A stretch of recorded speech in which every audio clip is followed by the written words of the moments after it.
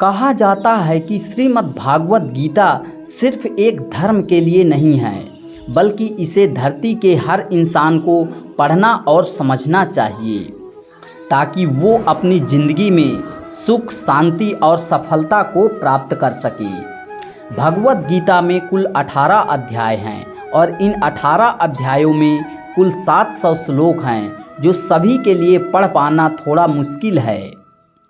इसलिए आज के इस बेहद ही खास वीडियो में हम भागवत गीता के 111 विचारों के बारे में बात करने वाले हैं, जिन्हें जानकर आप भगवत गीता का सही मतलब समझ पाएंगे। इसलिए इन विचारों को आप हर सुबह सुनें।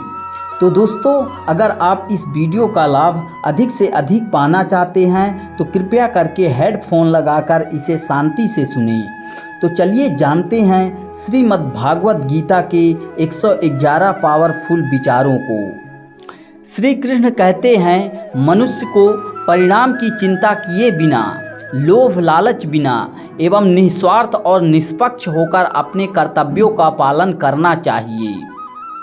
जिस तरह प्रकाश की ज्योति अंधेरे में चमकती है, ठीक उसी प्रकार सत्य भी चमकता है। इसलिए मनुष्य को हमेशा सत्य की राह पर चलना चाहिए। जिस मनुष्य के अंदर ज्ञान की कमी और ईश्वर में श्रद्धा नहीं होती, वो मनुष्य जीवन में कभी भी आनंद और सफलता को प्राप्त नहीं कर पाता है।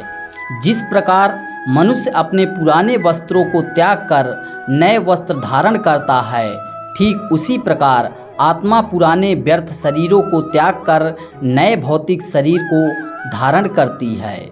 कौन क्या कर रहा है, कैसे कर रहा है और क्यों कर रहा है, इन सब से आप जितना दूर रहेंगे उतना ही आप खुश रहेंगे।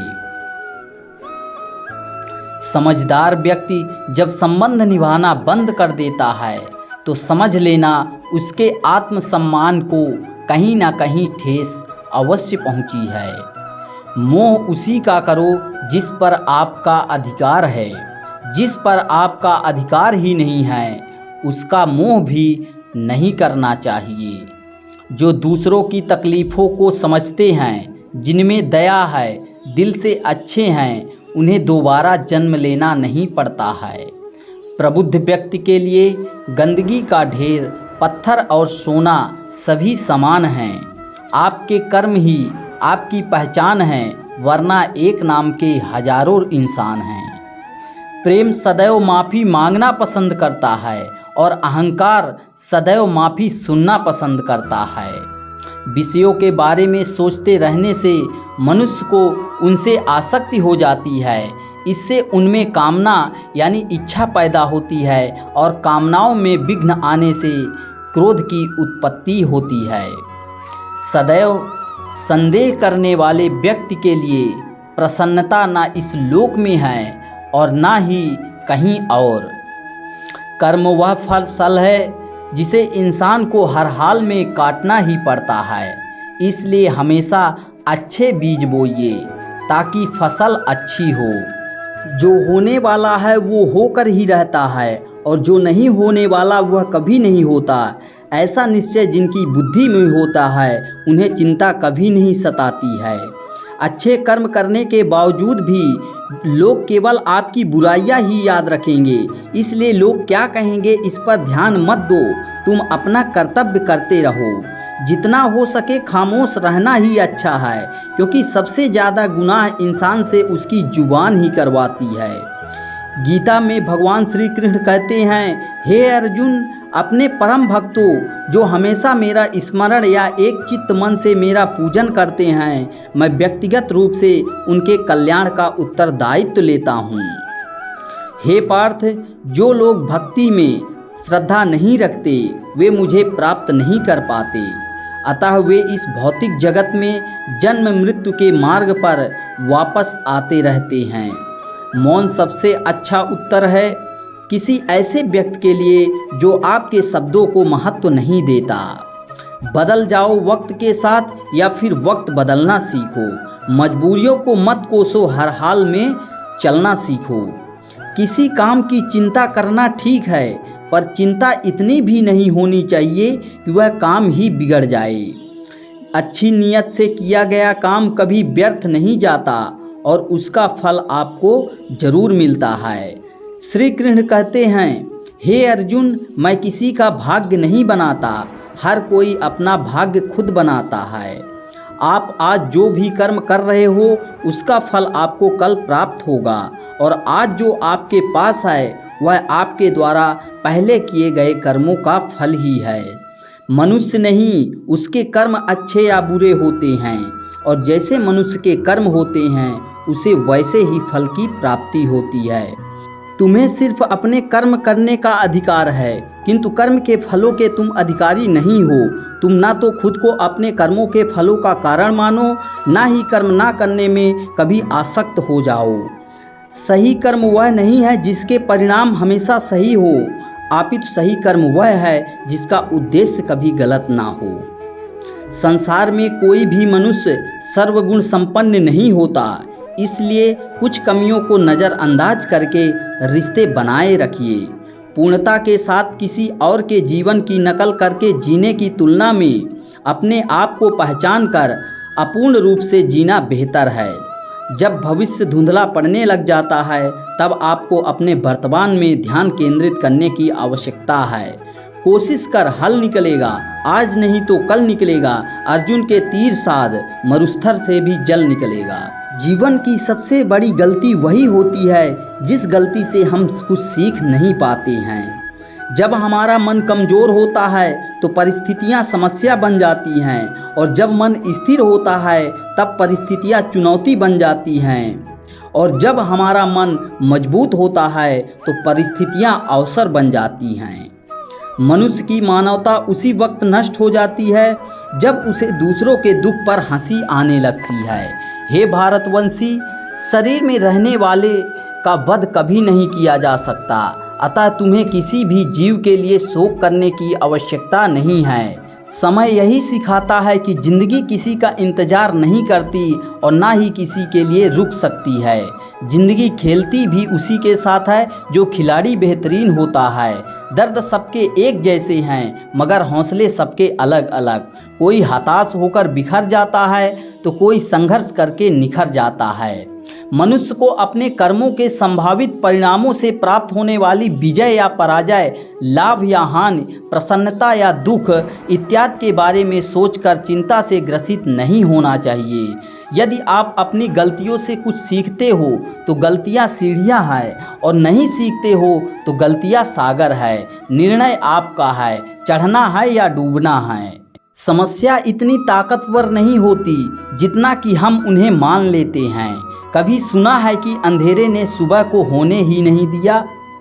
गलतियां ढूंढना गलत नहीं है, बस शुरुआत खुद से होनी चाहिए। जरूरी नहीं हर बार आपके शब्दों को ही समझा जाए, इसलिए कभी कभी चुप रहना ही ज़्यादा बेहतर होता है। जो जितना अधिक शांत होता है वो उतनी ही गहराइयों से अपनी बुद्धि का प्रयोग कर सकता है। निंदा से घबराकर अपने लक्ष्य को कभी ना छोड़ें, क्योंकि लक्ष्य मिलते ही निंदा करने वालों की राय बदल जाती है।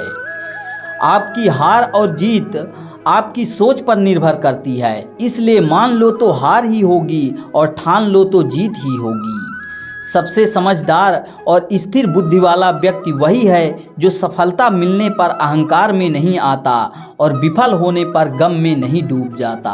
प्रशंसा हो रही हो तो ज़्यादा सावधान रहने की ज़रूरत है। जीवन में कभी भी किसी से अपनी तुलना मत कीजिए। आप जैसे हैं सर्वश्रेष्ठ हैं। मनुष्य अपने विश्वास से निर्मित होता है। जैसा वो विश्वास करता है वैसा वो बन जाता है। जिसने मन को जीत लिया उसके लिए मन सर्वश्रेष्ठ मित्र है, किंतु जो ऐसा नहीं कर पाया उसके लिए उसका मन उसका सबसे बड़ा शत्रु बन जाता है। नकारात्मक विचारों का आना तय है, परंतु यह आप पर निर्भर करता है कि आप उन्हें कितना महत्व देते हैं। हमेशा याद रखना, बेहतरीन दिनों के लिए बुरे दिनों से लड़ना पड़ता है।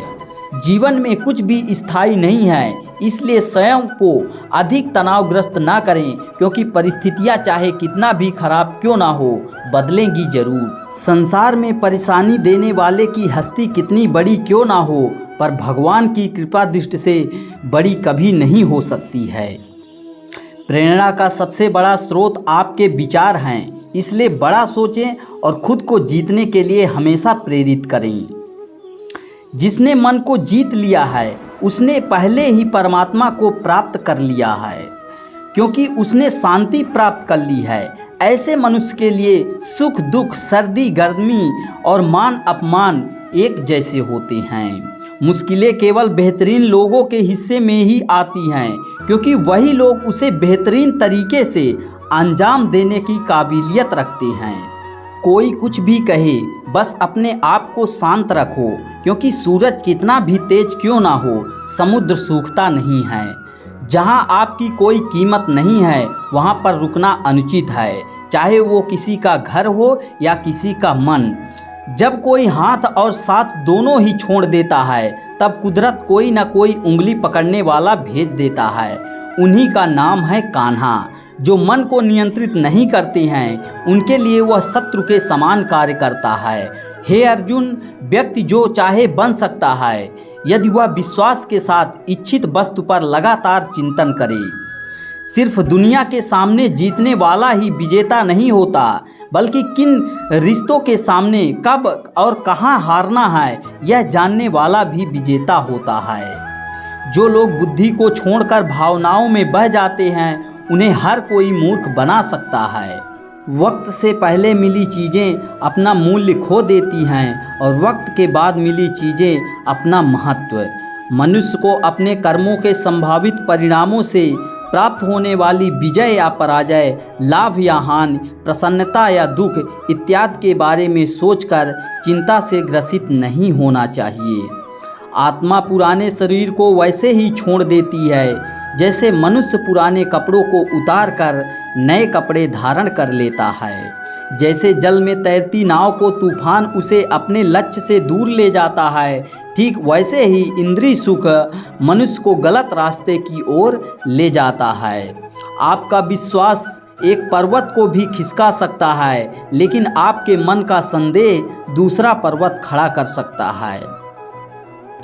हमारा खुद पर विश्वास होना बहुत ही ज़रूरी है, क्योंकि हम अपने रास्ते पर खुद चलते हैं। वक्त कभी भी एक जैसा नहीं रहता है, उन्हें भी रोना पड़ता है जो बेवजह दूसरे को रुलाते हैं। अपनी इच्छा शक्ति के माध्यम से अपने आप को नई आकृति प्रदान करें। कभी भी स्वयं को अपनी आत्म इच्छा से अपमानित ना करें। इच्छा एकमात्र स्वयं का मित्र होता है और इच्छा ही एकमात्र स्वयं का शत्रु भी। अपनी पीड़ा के लिए संसार को दोष मत दीजिए। अपने मन को समझाओ, तुम्हारे मन का परिवर्तन ही तुम्हारे दुखों का अंत है। खुद को कमज़ोर कभी नहीं समझना चाहिए। अगर आप गिरते हो तो उठने का प्रयास करो, लड़ो, पूरी निष्ठा से अपना कर्तव्य, अपना कर्म निभाओ, बाकी सब मुझ पर छोड़ दो। हो सकता है हर दिन अच्छा ना हो, लेकिन हर दिन में कुछ अच्छा जरूर होता है। धैर्य रखिए। कभी कभी आपको जीवन में सबसे अच्छा पाने के लिए सबसे बुरे दौर से गुजरना पड़ता है।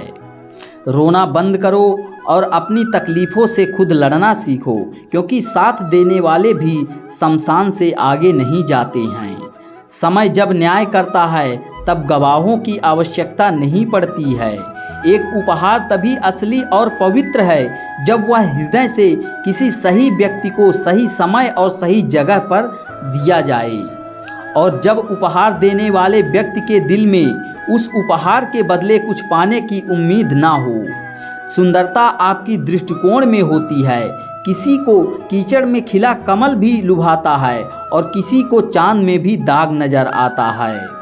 हे अर्जुन, जो कोई भी जिस किसी भी देवता की पूजा करे पूरे विश्वास के साथ करने की इच्छा रखता है, तब मैं उसका विश्वास उसी देवता में दृढ़ कर देता हूँ। उदय किसी का भी अचानक नहीं होता। सूर्य भी धीरे धीरे निकलता है और ऊपर उठता है। धैर्य और तपस्या जिसमें है वही संसार को प्रकाशित कर सकता है। हे अर्जुन, स्वर्ग प्राप्त करने और वहाँ कई वर्षों तक वास करने के पश्चात एक असफल योगी पुनः एक पवित्र और समुद्र कुटुंब में जन्म होता है। शब्द उतने ही बाहर निकालने चाहिए जिन्हें वापस भी लेना पड़े तो खुद को तकलीफ ना हो। मन अशांत हो तो उसे नियंत्रित करना कठिन है, लेकिन अभ्यास से इसे वश में किया जा सकता है। अहंकार और संस्कार में फर्क है। अहंकार दूसरों को झुकाकर खुश होता है और संस्कार स्वयं झुककर खुश होता है। सेवा सबकी करो मगर आशा किसी से मत रखो, क्योंकि सेवा का सही मूल्य ईश्वर ही दे सकते हैं। जब सत्य की असत्य से लड़ाई होगी तो सत्य अकेला खड़ा होगा और असत्य की फौज लंबी होगी, क्योंकि असत्य के पीछे मूर्खों का झुंड भी होगा। अकेले रहना तुम्हें यह भी सिखाता है कि वास्तव में तुम्हारे पास स्वयं के अलावा और कुछ भी नहीं। जब परिवार के सदस्य अप्रिय लगने लगें और पराये अपने लगने लगें तो समझ लीजिए विनाश का समय आरंभ हो गया है। क्रोध आने पर चिल्लाने के लिए ताकत नहीं चाहिए, मगर क्रोध आने पर चुप रहने के लिए खूब ताकत चाहिए होती है। जो आपका है वो आपको मिलकर ही रहेगा, फिर चाहे उसे छीनने के लिए पूरी कायनात एक हो जाए।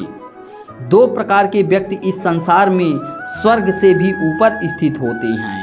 एक वो जो शक्तिशाली होकर भी क्षमा कर देते हैं, और दूसरे वो जो दरिद्र होकर भी कुछ दान करते हैं। प्रेम शरीर या सुंदरता को देखकर नहीं होता है, प्रेम हृदय से होता है। जहाँ दो हृदय मिल जाए वहीं प्रेम का जन्म होता है। किसी भी व्यक्ति को अच्छे से जाने बिना दूसरों की बातें सुनकर उसके प्रति कोई धारणा बना लेना मूर्खता है। अगर साफ नियत से मांगा जाए तो ईश्वर नसीब से बढ़कर देता है।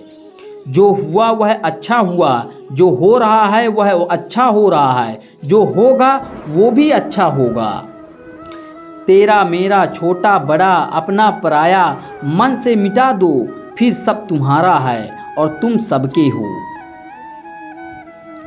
जब भी विनाश होने का प्रारंभ होता है, शुरुआत वाणी के संयम खोने से होती है। जीवन में सब कुछ खत्म होने जैसा कुछ भी नहीं होता। हमेशा एक नई शुरुआत हमारा इंतजार कर रही होती है। जीवन में यदि खुश रहना है तो अधिक ध्यान उस चीज़ पर दें जो आपके पास है, उस पर नहीं जो दूसरों के पास है। उस दिन हमारी सारी परेशानियां खत्म हो जाएंगी, जिस दिन हमें यकीन हो जाएगा कि हमारा सारा काम ईश्वर की मर्जी से होता है। विपत्ति में धैर्य, वैभव में दया और संकट में सहनशीलता ही श्रेष्ठ व्यक्तियों के लक्षण हैं। जो व्यक्ति स्पष्ट और सीधी बात करता है उसकी वाणी कठोर जरूर होती है, लेकिन वह कभी किसी के साथ छल नहीं करता है। जो अच्छा लगे उसे ग्रहण करो और जो बुरा लगे उसका त्याग, फिर चाहे वह विचार हो, कर्म हो या फिर मनुष्य। बुराई बड़ी हो या छोटी हमेशा विनाश का कारण बनती है, क्योंकि नाव में छेद छोटा हो या बड़ा नाव को डुबा ही देता है। अपने परम भक्तों जो हमेशा मेरा स्मरण या एक चित्त मन से मेरा पूजन करते हैं, मैं व्यक्तिगत रूप से उनके कल्याण का उत्तरदायित्व लेता हूँ। जो दान बिना सत्कार के कुपात्र को दिया जाता है वह तमस दान कहलाता है। परिवार और समाज दोनों ही बर्बाद होने लगते हैं जब समझदार मौन और नासमझ बोलने लगते हैं।